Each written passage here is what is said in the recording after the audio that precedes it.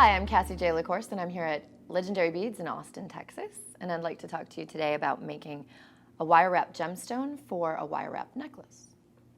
Here's an example of a beautiful wire wrap gemstone pendant, and as you can see, the wire wrap is actually a design element that I made the bail and then brought it down over the cap of this piece of moss aquamarine.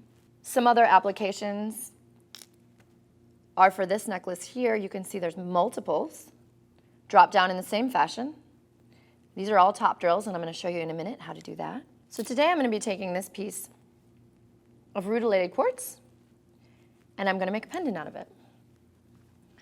So one thing that's important to learn is that I initially took a 24 gauge wire, and it went in one side of my top drill, but didn't come out the other, which is very, very typical of briolette styles.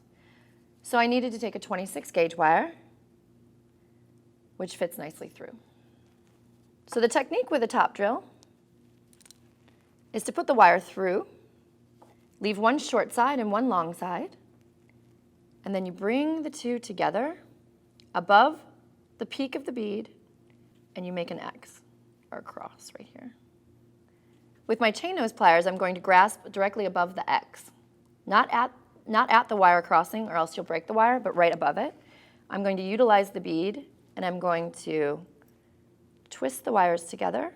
You can see that the twist is crawling down towards the peak of the bead. Then I'm going to cut off my short guy, and I'm going to use the rest of my wire to make the bail. So I'm going to take the bead in my left hand, and I'm going to make a 90-degree bend in that wire. I'm going to take my round nose, I'm going to grasp that perpendicular. And when you're doing this and you're making a bail, which bail just means that it goes over the necklace chain, you're actually going to consider where on the round nose that you grab, because the further up gives you a larger bail. So if you've got some really heavy chain, you have to keep that in mind. In this instance, I've got some pretty delicate chain that I'm going to put this guy on. So what I'm going to do is I'm going to use my hand, and I'm going to bring the wire over the top of my tool, and I'm going to twist my right hand wrist just a bit whilst tucking at the same time underneath with the wire to complete my loop.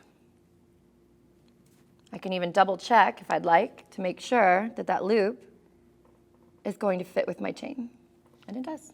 So now I'm going to stabilize this loop since I've got a nice loop, and by stabilizing I mean you grab with your round nose across both sides of your bail, or the round part. I'm going to take my chain nose, I'm going to grab it at the end, very tip of the wire, and I'm going to start at my loop and work down towards the bead. And what this does is it actually covers your original twist. Don't be afraid to pull while you twist. And the original twist kind of affects then how far and how much wire you need to successfully get all the way to the top of the bead. So that takes a little bit of thought process.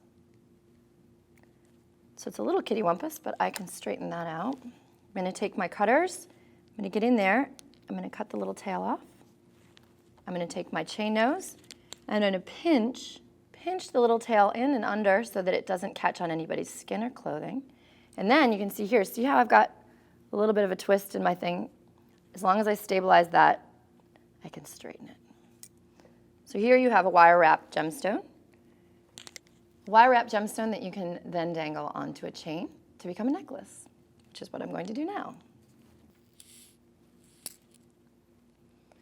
And there you go. All I need is a clasp, and I'm all set.